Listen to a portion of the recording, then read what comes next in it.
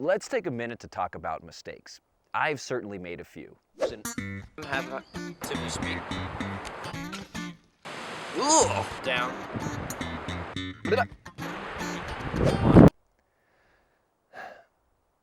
Now, contrary to popular opinion, mistakes aren't necessarily a bad thing. They help you learn, they keep hallmark in business, and sometimes they go hand in hand with some really excellent tattoos. And in landscape photography, identifying some common mistakes can help you improve your photos by leaps and bounds.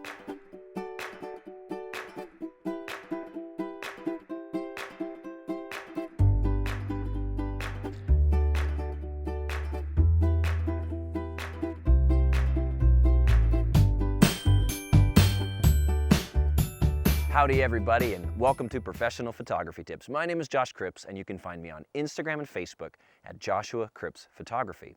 Mistakes are a controversial topic in the very subjective world of art. After all, one man's mistake is another man's mistook. Nevertheless, I'm going to plunge right in and tell you what I think are the top 5 most common mistakes made by landscape photographers and how you can fix them. Our eyes automatically home in on whatever we think is most interesting about a scene. So it's only natural to take our cameras and point them straight at whatever we're looking at, like this fantastic vista. The problem is that tends to put our subject smack dab in the middle of the frame, filling half the photo with boring blue emptiness. In order to fix this, pan down, zoom in, or get closer to your subject in order to fill your photo with more goodness and less emptiness. Depending on the lighting conditions you're shooting in, as well as the brightness of your camera's display, looking at the LCD makes it difficult, if not impossible, to tell if your photo is actually well exposed. So instead of relying on the LCD, learn to read the histogram in order to get better exposures. Part of the reason the previous mistake happens so frequently is the idea that any mistakes made in the field can be fixed with a little post-processing. This far too prevalent concept also leads to all kinds of lazy photography, from not using a tripod to making careless compositions. I'll just clone this crap out later.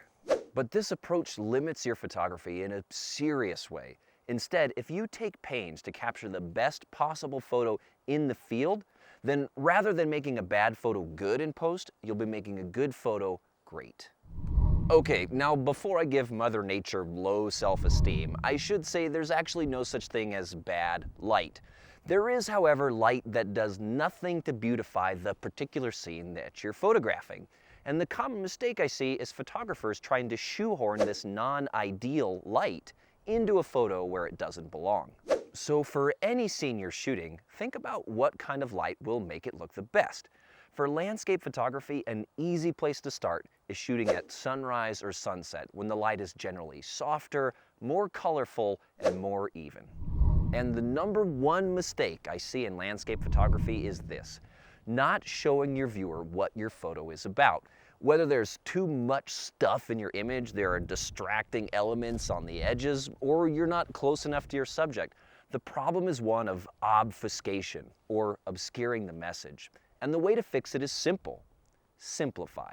Personally, I approach the issue like I'm making a caricature of the landscape. I figure out what the photo is really about, what elements are most interesting to me. Then I simplify and exaggerate those things, removing distractions and making it clear exactly what I want the viewer to see.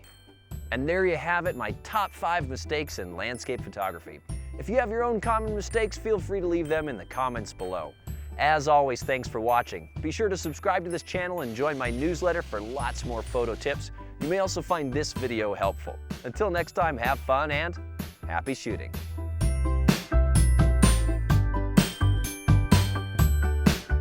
Testing, testing, testing.